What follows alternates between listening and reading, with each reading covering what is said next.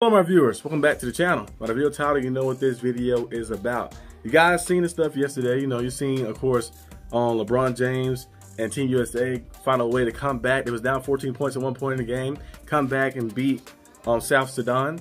I don't know if I'm saying the name right or not. I think I said it right, but South Sudan beat them in the battle. It was a crazy little matchup right there. They got down 14-point deficit. LeBron and those guys start going on the trail and start finding ways to make plays, and then it came down to the end. Scores 99-100. LeBron James put the ball in his hands and went to absolute work. One thing LeBron James still does better than anybody in NFL, better than anybody in the NBA. He looked kind of like an NFL player when he's running down the hill. When LeBron James put his head down and go downhill and get to that rim, there's no one can stop him. He's still one of the most efficient players when doing that and getting to that rim and making plays and making things happen at the point of attack in the paint. And LeBron did it again like that, made a big time play, a clutch play, and got his team, the victory right there. He averaged 23 points yesterday, played pretty well. The USA team is preparing, of course, as it starts. I think it starts in 4 days. You gotta get the countdown going on. 4 days when it start officially, the Olympic stuff start happening. And we're gonna see if the USA team can bring home gold for both the men and the women in basketball and for a lot of sports. I know Wnba is gonna bring home her gold, like that. Sha'Carri Richardson, all those different individuals. So I see some of those great athletes can bring home some gold and stuff. But it's gonna be nice to see. I'm gonna be tuning into different ones and stuff. Different sports. Mostly, of course, basketball because I like basketball. Football's supposed to have I think flag football will be coming like in 2028. So you'll see flag football there. I don't know if any NFL players are going to play in there. That would be cool. I know a lot of college players might play in there, of course. But that'd be cool to see some NFL guys in there, like in 2028. Maybe Justin Jefferson or somebody. I feel like he might be the one to do one of those. But yeah, that was a pretty good matchup yesterday. Moving on next. Looking at, of course, the big time game that happened yesterday. Team USA versus Team NBA. We're watching the All-Star stuff, the All-Star festivities. They had a skills challenge on Friday and a three-point contest challenge as well. Alicia Gray won both of those. Alicia Gray being a former, did she play for Dallas Wings a little bit? Then she's on Atlanta Dream and stuff like that. Doing a lot of different things. A former South Carolina player with the goggles. I thought she wore goggles because she needed prescriptions, but she said she wore it because she got poked in the eye once, and then she put the glasses on, and now it just protects her eyes. I was like, oh, kind of like Leah Edwards a little bit. She said she wore the face mask because I think she got hit in the face before, but she already healed up now from it. She still with a face mask. She looked like Batwoman out there with the black face mask on and stuff. So hey, I guess protect the face like that. I know I think some players in the NBA, I think that was Richard Jackson. I don't think he wore glasses, but I think he wore that to protect his eyes too. Because sometimes different things can happen. You're getting excessively hit in the face and stuff. But the USA team got beat on. I believe it's the third straight year. I mean, not third straight year, third straight time. Or second straight time. I know they lost last time they played back in 2020. They lost to the team, the NBA, and then this time they lost again too as well. Look at USA basketball. Chelsea Gray had 5 points, 11 minutes, 22 points for Asia Wilson, 31 for Brandon Stewart. No, Asia Wilson and Brandon Stewart got theirs. 14 for Diana Taurasi in 20 minutes. Jewel Lloyd didn't score. She had 3 assists though.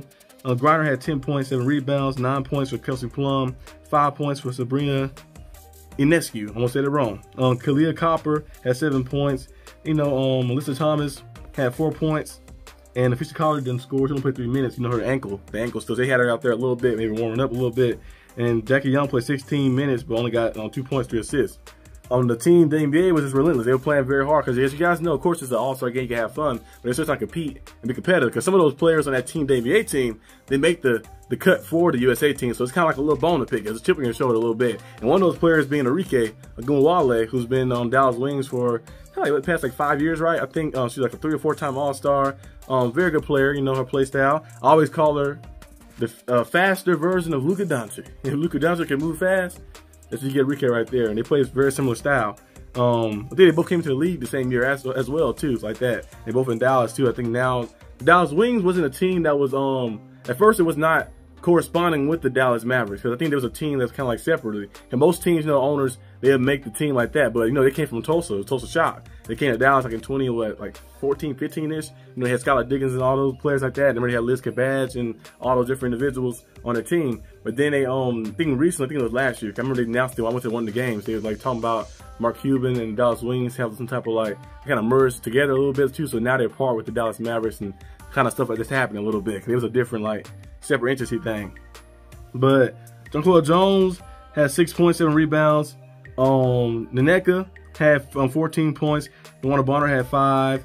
And then we also see, of course, Arike Ogunbowale, who had 34 points in the first half when they had the white jerseys on. Because they switched their jerseys. They had the white and the orange and stuff. They flipped them inside out and switched them to the black ones, you know, in the second half. She had only 0 points in the first half. But in the second half, she had 34 points. I think she hit 7 3-pointers? There were 7 to 8 3-pointers. She went out there and went absolutely crazy. Had 6 assists as well. Caitlin Clark had 4 points, but she had 10 assists. She was 1 assist away from, I think, tying the Super thing. I think Super had 11. And then she also, Kelsey Mitchell had 13 points. We also see Alicia Gray with 16. Angel Reese with a double-double. The first rookie that recorded a double-double in the WNBA All-Star game. 12 points, 11 rebounds. So it was nice to see them go out there and match up. They played well defensively, too, because, you know, USA team have a lot of defenders on there, or a team like that. But one thing that Team WNBA did, they played better defense than what the USA team did. And they also, it was more in sync too. You know, most of the time they like, you know, you have a little time to practice, and you know, it's an All-Star game, so it'll be a fun bout. But in this sense, it's kind of like a expedition game a little bit too. A little bit, you like kind of prepare the USA team, and you prepared to go off to Paris, France to go play. So they're kind of getting them warmed up. So they got to take it seriously. They were out there playing, but they just got outmatched and outgunned like that. Arike Ogunbowale could have made the team. I know she said she pulled her name out because of the politics that's around on the team. You know, most of the UConn players are going to get selected because, you know, the connections they have and stuff.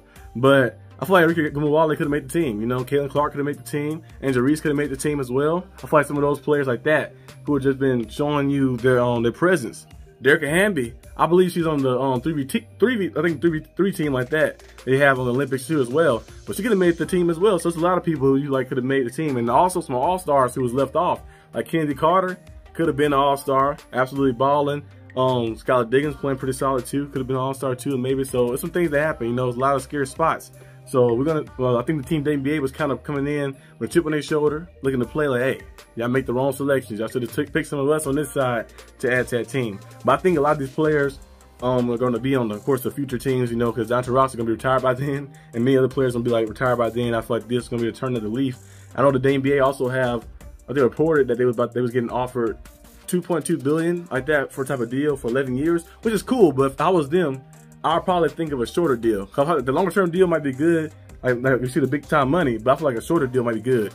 Like they might say, okay, no, how about don't give us $2.2 billion for 11 years? Give us $1 billion for like 5 years, 4 or 5 years, and then you renegotiate after. Now, if you get an opportunity to renegotiate while you're in that 11-year deal, then it's a different story, of course. But you'd be like, hey, how do we do that? Renegotiate after, and you might be a bigger brand because you got Paige Buckers coming in, very popular. Flau'jae Johnson coming in, popular as well. You're going to have, of course, Juju Watkins coming in eventually a few years down the line too as well, very popular. And a lot of different people. Deja Kelly and all these different individuals coming down like that, coming out of the college on like Little Force thing. And then you're going to add more stock to your brand like that, add more stuff and more stuff to it, and start bringing more viewers in like that. Because a lot of these fans, you know, that's why I said the NIL deals and some of the deals like NIL in general. And also like some of the stuff like allowing players to be able to go out there and of course use their name and likeness to go out there and make money and stuff. It kind of brought a lot of popularity and a lot of fan bases too as well, because like a lot of players can make YouTube channels and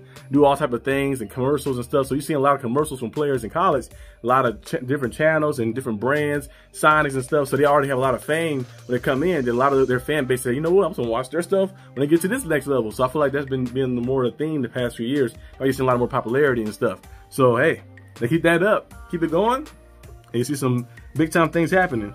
But the next topic, the last topic of the day, of course, is about the summer league basketball stuff. I think my Miami Heat actually doing pretty good in summer league. I don't know how we doing this, but Khalil, I know it's just summer league, but I watch the games too because you know it's Heat basketball. I'm gonna watch it. Like I told you guys before, any level of basketball, any level of football, any level of wrestling, I'm watching it. I don't care if it's the lowest level or the highest level. If it's on, I'm watching it. But Khalil Ware has been playing phenomenal for the Heat. I feel like if the Heat really wanted to, they really could have thrown him out there to the fire a little bit at the beginning of the season. I'll like put him as a starter because I feel like the way he plays, he can stretch the floor, and defensively, his presence defensively kind of gives the Heat a different edge. Imagine him and Bam, how they in sync. You see how Bam is playing with the Olympics, with the AD and playing with Embiid and those different big mans out there. Give him a guy like Khalil Ware to be the starter up there with them, like that, to pair up and like mix some things up. I know I've seen some things people talking about the Heat starting lineup can be Tyler Hero at point guard. Like no. I pick Terry Rozier at point guard, even though I feel like he's better as a 2 guard, but he can facilitate as well. But I pick Rozier at point guard. At the 2, I might put, I know some people say like, you know, Tyler Hero. I might go in the way of maybe putting Duncan Robinson or Jaime. It depends like that. Maybe Duncan or Jaime, but we'll see. And then the 3, you put Jimmy Butler. 4, Bam Adebayo. 5, Khalil Ware, like that. Especially, and that you have a lot of spacing. Bam Adebayo been shooting a lot of 3s as well too. His 3-point shot has increased. You look from his first year to now, better 3-point shot too as well. So I'll probably do that lineup. But the Heat have been very good in the of course summer league. I got a little distracted talking about full-blown Heat basketball, but they've been very good. LA Clippers are going to be playing the Grizzlies in the semifinal, which is tomorrow, I believe. Yep, tomorrow. And the Orlando Magic versus Minnesota. Golden State Warriors versus Miami Heat in semifinal 2. The 76ers and the Boston Celtics. Hornets and Nets. Raptors and Spurs. Pistons and Jazz. And then you got the Rockets and the Portland Trail Blazers. So the playoffs is happening a little bit. The summer league playoffs, and they do a little thing for a lot of the young players. Some players who are undrafted, some players who got signed like after the draft, some players who are drafted to kind of get their footing. Some people trying to make the team as well. So it's always a good thing to see, and you can kind of see players' ability. So hey, hopefully we can go out there. I don't care what it is. Like people always say, people are like, you won a summer league championship.